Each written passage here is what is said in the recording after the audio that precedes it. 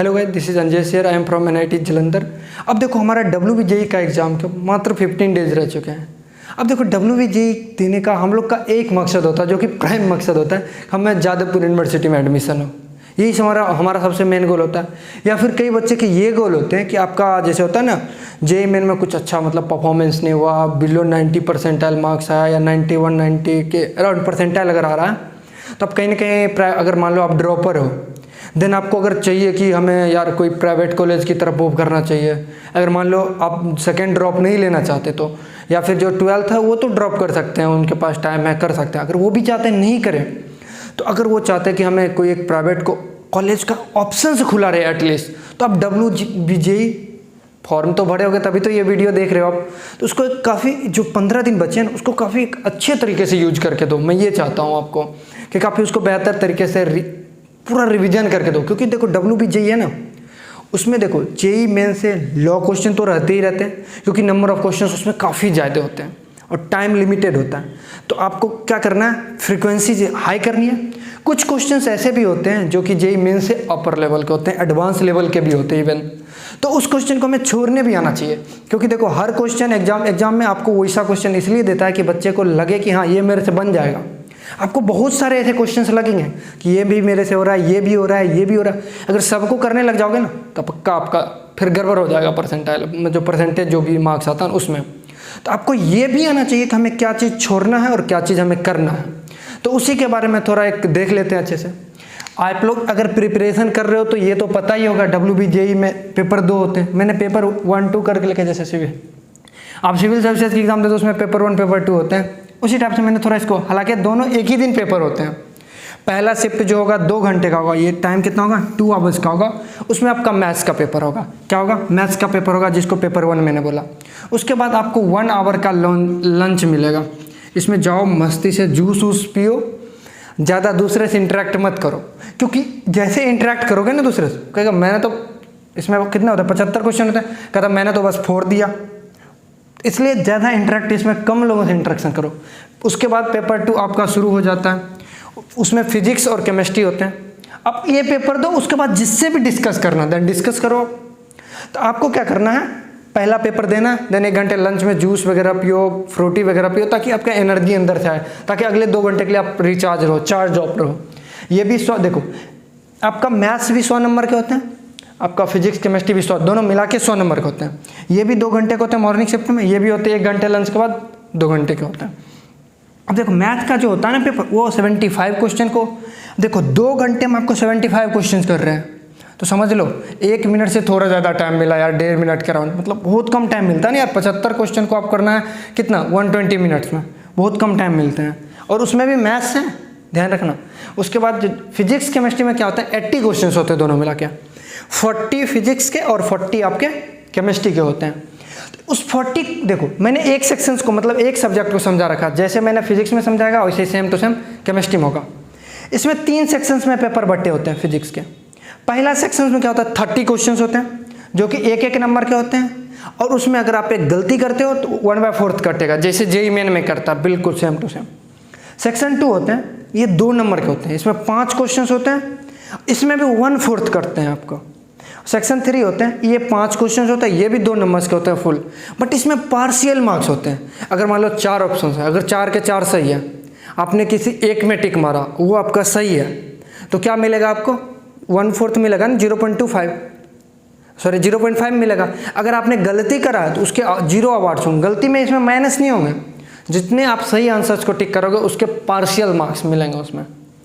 उसी तरीके से देखो इसमें क्या था, 30 क्वेश्चन फिजिक्स के आएंगे, 30 क्वेश्चन केमिस्ट्री के, 5 क्वेश्चन फिजिक्स में, 5 क्वेश्चन केमिस्ट्री में विथ निगेटिव वाला, 5 पार्शियल फिजिक्स में, 5 पार्शियल केमिस्ट्री में। इसमें देखो सेक्शन 1 में आपके 50 क्वेश्चन होते हैं, और सेक्शन 2 में क्या होता है, 15 × 2, 15 क्वेश्चन होते हैं, 2 नंबर के होते हैं, ये 30 मार्क्स होते हैं। ये भी 1/4 निगेटिव के साथ होता है। ऊपर वाला 2 जो सेक्शन होता है ना, वो 1/4 निगेटिव के साथ होता है।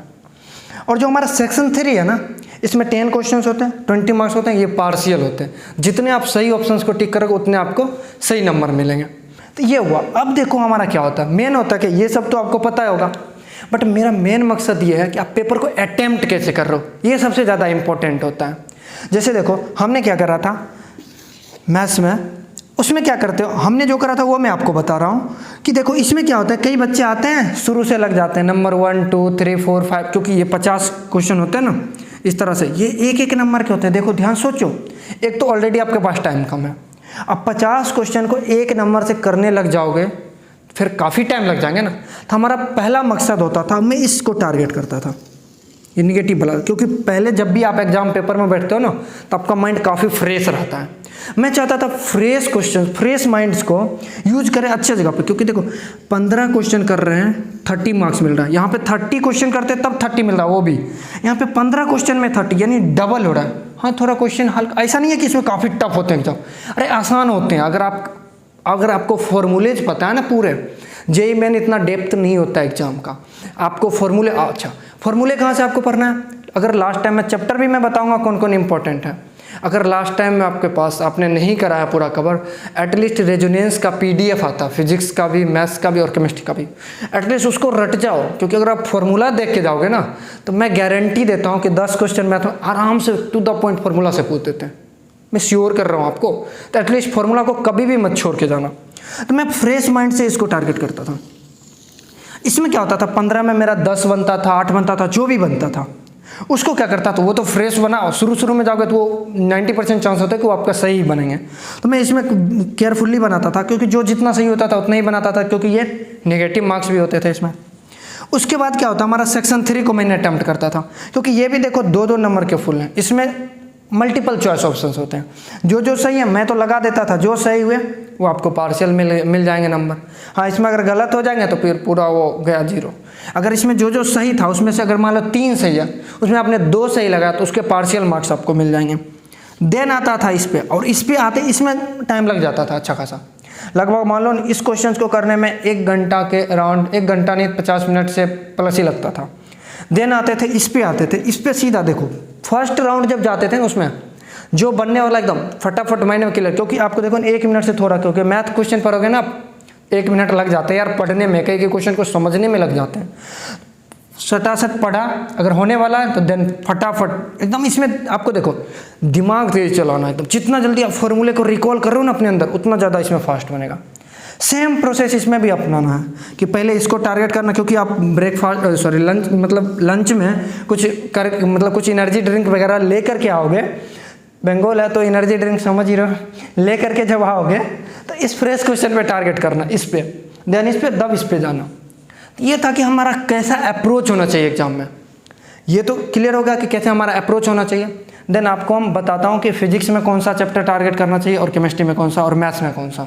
तो देखो यार हमारा जो है ये इंपॉर्टेंट चैप्टर्स लिख दिया, जिसमें कि देखो यार मैथ्स में जो हमने चैप्टर लिखा है ये आपके 30 to 40% वेटेज रखेगा। ये रिमेंबर 30 to 40%, ये एक बहुत बड़ा नंबर होता है, 30% to 40% यही चैप्टर का वेटेज रहेगा।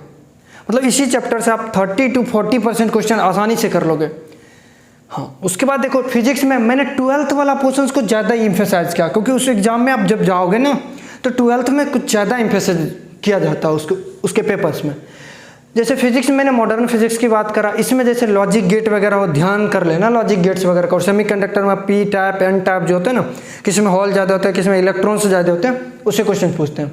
इलेक्ट्रोस्टैटिक्स में जैसे कैपेसिटर से पॉइंट चार्ज इन्फिनिटी पे क्या होगा, इलेक्ट्रिक फील्ड, फिर बीच में कहाँ पे क्या होगा, कैविटी वाला भी पूछते हैं। ये कैपेसिटर में तो खूब दबा के क्वेश्चन डालते हैं, के डाला डाइलेक्ट्रिक कांस्टेंट, वो सब प्रैक्टिस कर, छोटा क्वेश्चन ही करना लेकिन प्रैक्टिस करके जाना। और करंट इलेक्ट्रिसिटी का किरचॉफ्स लॉ इसका बहुत बड़ा फेवरेट टॉपिक है, किरचॉफ्स लॉ लगाना था। हाँ ये देखो ये जो है ना न्यूमेरिकल तो पूछते थ्योरी भी बहुत सारे पूछते हैं, कहेंगे किरचॉफ्स लॉ क्या एनर्जी कंजर्वेशन पे वैलिड है या किस पे वैलिड है, उस पर भी क्वेश्चन पूछ लेते हैं। उसके बाद आपके ऑप्टिक्स तो आपको पता ही है, YDAC फेवरेट होता है इसमें, और रे कैसे जा रहे हैं, ये 2 चीज़ें इसमें काफ़ी यूज होते हैं। और यूनिट डायमेंशन तो आपको आनी चाहिए, क्योंकि आप बड़े देखो WBJE के जो क्वेश्चन पेपर होते हैं ना उसमें आपका अगर दिमाग खुला हुआ है ना, और फिजिक्स में आपको, फिजिक्स छोड़ो मैथ में भी अगर यूनिट डायमेंशन का तिग्रम लगाने आ गया ना तो ऐसे ऑप्शंस को एलिमिनेट कर दोगे। तो ये तिग्रम लगाने आने चाहिए यूनिट डायमेंशंस के। तो यूनिट डायमेंशन तिग्रम कब लगाओगे, जब आपको यूनिट डायमेंशन आता होगा। उसके बाद एनर्जी कंजर्वेशन PWE जो चैप्टर है वर्क पावर एनर्जी वाला, उससे भी क्वेश्चन आते हैं। और जहाँ उसके बाद रही बात केमिस्ट्री में, भाई GOC इसमें बहुत बड़ा रोल अदा करता है, IUPAC नाम और GOC तीन चार क्वेश्चन तो आ ही जाते हैं इससे यार। हाइड्रोकार्बन से कौन सा प्रोडक्ट मेजर बनेगा, माइनर बनेगा। एटॉमिक स्ट्रक्चर में श्रोडिंगर वेव वाला इक्वेशन थोड़ा देख लेना, उससे क्वेश्चन आ जाते हैं। उसमें भी एनर्जी जो होता है ना, इलेक्ट्रॉन के इस कक्षा में क्या होते हैं, उस पर बहुत क्वेश्चन आते हैं। इससे 3 से 4 क्वेश्चन इस अकेले चैप्टर्स आते हैं। और केमिकल काइनेटिक्स में हाफ लाइफ इसका मोस्ट इंपॉर्टेंट पार्ट है, हाफ लाइफ। तो हाफ लाइफ छोड़ना ही नहीं है, उसको जरूर से जरूर देख के जाना। सॉलिड स्टेट, उसमें वाइड वाला जो होता है लास्ट में, जो फ्रैंकलिन डिफेक्ट होता है, शॉर्टकी डिफेक्ट होता है, उसको अच्छे से देख लेना एक बार। कोऑर्डिनेशन कंपाउंड तो आपको पता ही, बॉन्ड ऑर्डर कैलकुलेट करना वगैरह सारे आने चाहिए आपको। लास्ट के जो 3 चैप्टर हैं जो जेई मेन में भी काफ़ी इंपॉर्टेंट रोल अदा करता है, पॉलीमर, केमिस्ट्री ऑफ लाइफ और बायोमोलिक्यूल। अब आते हैं हम अपनी मैथ्स पे, ठीक है। मैथ्स में देखो पूरा कोऑर्डिनेट से क्वेश्चन तो आते ही आते हैं, लेकिन पूरा कोऑर्डिनेट में स्ट्रेट लाइन एक अपना छाप छोड़ के जाता है इंपॉर्टेंस WBJE के एग्जाम में। तो अब देखो मैं अभी कुछ और चीज़ें बताऊंगा, लेकिन इसमें क्या है, स्ट्रेट लाइन आप कोऑर्डिनेट से करके ही जानो। इंटीग्रेशन तो भाई इसका फेवरेट टॉपिक है। देखो जब भी इंडेफिनिट इंटीग्रेशन दे ना, तो WBJE का इंटीग्रेशन टफ नहीं होता, उसको फटाक से डिफ्रेंशिएट कर लो ऑप्शन को।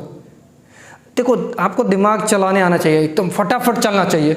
इंटीग्रेशन क्वेश्चन कई बच्चे से नहीं होते हैं, तब डिफ्रेंशिएशन मार दो ना फटाक। अगर मान लो 1 प्लस दिया, 1 माइनस दिया, दूसरा भी प्लस, कुछ और है, इस दोनों में से कोई एक को डिफ्रेंशिएट करोगे ना। फिर 2 ऑप्शन दिया है, इस दोनों में से कोई एक, क्योंकि 1 प्लस है, अगर एक दिख जाएगा आ रहा तो प्लस माइनस से पता चल जाएगा। तो आपका दिमाग तिक्रम लगाना आना चाहिए, फटाफट काम करना चाहिए। WBJE में बहुत काम करेगा आपको। तो इंटीग्रेशन बहुत ज़्यादा पूछते हैं। एरिया तो आपको पता है, एरिया में ये होता है ना फॉर्मूला आपका, इस टाइप का जो क्वेश्चन होता है y = x², इस टाइप का। मैं भी इसका फॉर्मूला शायद भूल चुका हूँ अभी। इस वाले एरिया को होता है 16 ऐसे बाय 4, ये एग्जैक्टली याद नहीं, आप देख लेना एक बार। इस वाले पोर्शन डायरेक्ट फॉर्मूला लगाओ, निकालो, इससे बहुत। डिफरेंशियल इक्वेशन में आप लीनियर को कभी गलती से भी मत भूल लो, पक्का रहेंगे एक क्वेश्चन लीनियर से, तो लीनियर देख के जाना। वेक्टर 3D में एकदम बच्चे वाले क्वेश्चंस होते हैं वेक्टर में, अगर थोड़ा भी रिवीजन हो ना आपका, उठा ले जाओगे। ये बच्चे कमज़ोर होते हैं, टॉपिक लास्ट में पढ़ाया जाता है इंस्टीट्यूट में, बच्चे के ऊपर निकाल दिए जाते हैं। सीक्वेंस सीरीज से भी काफ़ी क्वेश्चन आते हैं, तो आपको इन्फिनाइट सीरीज का आना चाहिए। जैसे होता है ना आपका GP का इन्फिनिट सीरीज का सम क्या होता है, तो वो आपको पता होना चाहिए। थोड़ा स्पेशल सीरीज भी होते हैं, पर वो सब छोड़ने लायक होते हैं मेरे हिसाब से, उसमें आप टाइम वेस्ट करोगे। LCD लिमिट कंटिन्यूटी डिफरेंशिएबिलिटी, तो आसान भरे होते हैं क्वेश्चन इसके। डिफरेंशिएशन के भी, इवन डिफरेंशिएशन के इतने आसान क्वेश्चन होते हैं ना, देखोगे तो हंसोगे, इतना डिफरेंशिएशन का क्वेश्चन आसान। और ITF का मैं इतना लिखने का ये मतलब नहीं है कि यही से क्वेश्चन आएंगे, इससे मोस्ट पार्ट आएंगे। अब रही बात आपके ये कि सर इसमें क्या है कि आपको इतना ही करना है, बिल्कुल भी नहीं, आपको इतना पे ज़्यादा फोकस करना है। उसके बाद बाकी जो भी चैप्टर आपके रह रहे हैं, मैंने बताया ना, रेजोनेंस की PDF आती है, मैं नाम लेके सीधा बता रहा हूँ, रेजोनेंस की PDF आती है, इंटरनेट पे जाओ, डाउनलोड मारो, फॉर्मूला रट जाओ। लास्ट टाइम पे वो शॉर्ट नोट्स आपको बहुत काम आएंगे।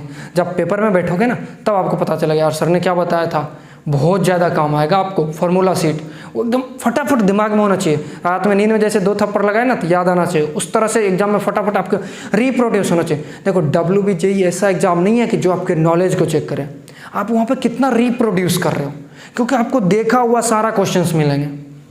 तो हाँ, एक बात और ध्यान रहो, इस 15 दिन में आपको क्या करना है, इस चैप्टर पे फोकस करना है। प्रीवियस ईयर WBJE का जाओ, बुक ले लो, PDF पे भरोसा मत करो, सीधी मैं बात कर रहा हूँ, क्योंकि फ़ोन ही रहता है। जाओगे फ़ोन में तो PDF देखने, कब इंस्टाग्राम पे शिफ्ट हो जाओगे, कब फेसबुक शिफ्ट हो जाओगे, कोई देखने मतलब पता ही नहीं चलेगा आपको। चुपचाप 1-1.5 रुपया लगते हैं यार बुक, मैक्स टू मैक्स 200 रुपये लगेंगे बुक लो। हम लोगों ने भी मात्र 1 महीना प्रिपरेशन करा था यार, तो आपके पास 15 दिन है, बहुत है। अगर चाहो तो 4 के रख सकते हो आप आसानी से। हाँ, इसमें मेन हमारा मकसद होना चाहिए जादवपुर यूनिवर्सिटी को फोड़ने का। जादवपुर में आपको चाहिए 120+ CS लेने के लिए, 120+ मार्क्स चाहिए आपको कंप्यूटर साइंस लेने के लिए, EC जैसे ब्रांच लेने के लिए, IT जैसे ब्रांच। इसका जो कंप्यूटर साइंस होता है ना, कई सारे IIT के टक्कर देते हैं। हमारे कॉलेज के जो CSE की प्लेसमेंट होती है NIT जलंधर की, उससे थोड़ा ज़्यादा ही इसका एवरेज लगती है, इसकी 20+ लगती है एवरेज प्लेसमेंट। और रही बात EC की, इसकी 16+ लगती है, 16 लाख पर एनम प्लस। तो आप समझ लो, IT की भी बहुत अच्छी लगती है इसकी, थोड़ी IT की फ़ीस थोड़ी महंगी होती है, वो थोड़ा अलग इसका कैंपस भी है। और बाकी तो छोड़ दो, फीस तो नहीं के बराबर लगती है। अगर आपको नीचे की ब्रांच में भी जाना है 105-110 तो आपको आना चाहिए, तब प्रोडक्शन वगैरह मिल जाएगा, वहाँ पे प्रिंटिंग वगैरह है।